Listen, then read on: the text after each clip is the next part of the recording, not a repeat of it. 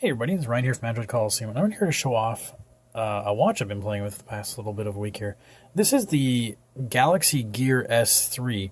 Now, I've been having to use a Samsung Galaxy S7 just to get it to work.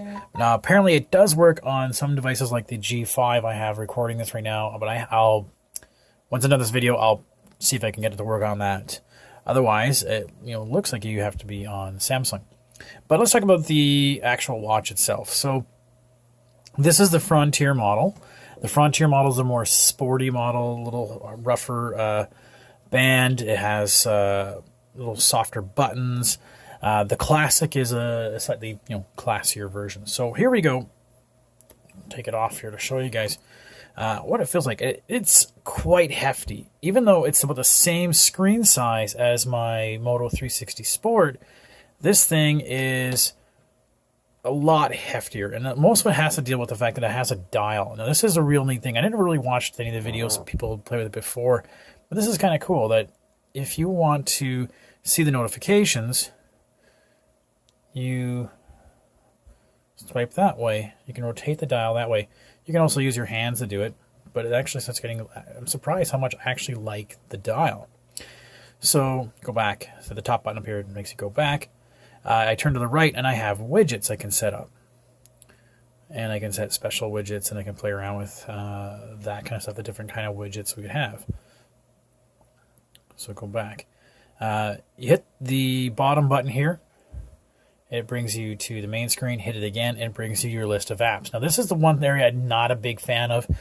So the apps you'd have on here, I'd have to scroll through and find the app I'd want, the next one, maybe whatever I'd have to go and take a look at. So kind of a pain that way, but it works at least, right? So, and again, you can do is set up maybe a widget to go straight into one of the apps that you use. So that's pretty cool. I don't have a way to show you how you actually can use this to... It actually has a keyboard on there that you can type, and you do T9 typing on there if you want to do reply straight from there. It's actually quite good. To swipe away, you just swipe up to do that. If there's a notification you can do something with, you tap it, right? And then there's these little buttons on the side, and then you can tell to do what you want to do. So whether you want to delete an email or a text message that came in, hit reply, and then it brings up the typing thing. So it's actually very functional. I'm surprised how functional. I was really used to, very minimal sort of interaction with Android Wear. And, I see an interaction. If I want to reply by voice, I can do that. But this lets you do a lot more, and I'm surprised how well it works. You do have to sacrifice the fact that it is a little bit larger. Like I said, for the same size screen, it is quite a bit heftier than the other guys. It charges by, I'm guessing, QI charging. You can see how the battery holds it in place quite well, and for it to charge up, won't hold upside down, but so that works out well. And the battery in this thing lasts a long time. I'm getting at least 3 days of battery use out of this thing before the battery goes dead. Now, a lot of that's due to the fact that the screen goes off, and then until I tilt it back up, brings me back. So that was probably a bigger reason, whereas I have the ambient display on this, was always working. So I couldn't find out how to... doesn't seem to be any ambient display for this thing, though. So that's that. What's kind of neat as well, you can play around with the screens you get, the watch faces. I can go straight into...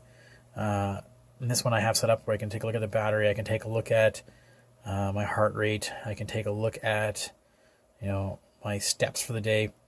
Yeah, so pretty cool stuff you can play around with. Oh yeah, if you swipe down, you can see all the settings that you want to get into. So what didn't I like about this device? When I put it on, you'll notice that there's two watch bands straps there. And when I turn it on, I put it on my wrist. I don't know if I'm just having it... That's about as tight as I'd want to have it. I found I had to really put those kind of straps ends here. If I ended up having over here, I would get... You can almost still see a little bit of a pinch there. It would be very uncomfortable. So I can admit that's not That's a very downside to this. And this is a very expensive watch. This is like $470 compared to what a Moto 360 was like under $300 to buy. So the watch strap isn't great, but you can replace them, right? So that's the kind of nice thing. They're 22 millimeter replacements. Done. Go ahead and do that. The other thing is I'm not a big fan of the S Health app. So if I wanted to go into S Health, I was trying to figure out how to enter in an activity.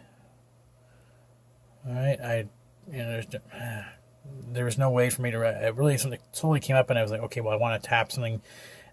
I could start it, but then I couldn't stop it. It was really kind of weird.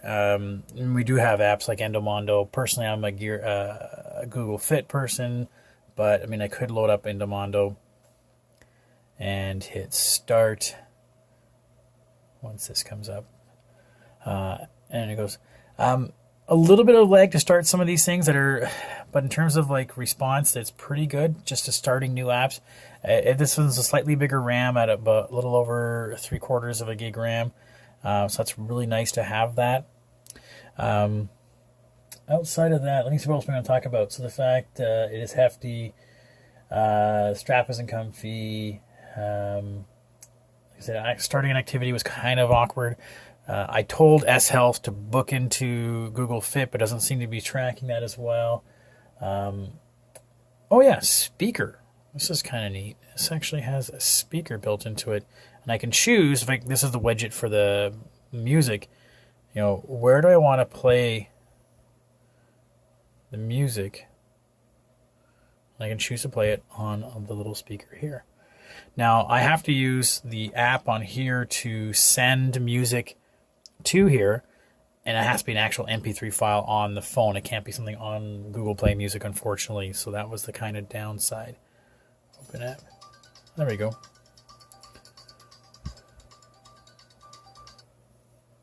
I only have the one song on here.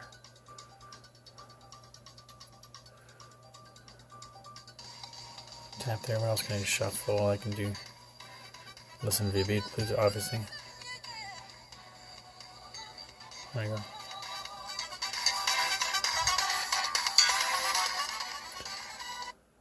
Mute it if I want. But kind of a neat little thing. So overall, I really, really liked it. Unfortunately, the first thing I'd have to do if I was anybody would be get a new strap for that, because I just found it very uncomfortable. But other than that, the heft I sort of got very used to, and it just very functional working. The app you have on it, you can go ahead and set up your watch faces, and you can download a bunch of them through their Gear app. I found the Rogue one I like. It works very well, very quickly. Things are changing automatically on there when you set it up on there. You can play around with the app order. So remember, I was showing the apps. If I want to play around with that order, I can change that around a little bit, and then I can go ahead and send content to there, right? So I could pick which tracks that I have on my phone that I could send over to that. The apps, I go from the Galaxy App Store, and we can go through, and I can put things on there. I didn't really get a chance to really play around with a lot of different apps because I just want the stuff that's on my phone already on there. So I was trying to find out if there was the same app that I have, like the Endomondo. I didn't really want to go and just get apps to just use them if I don't use them on my phone, kind of thing.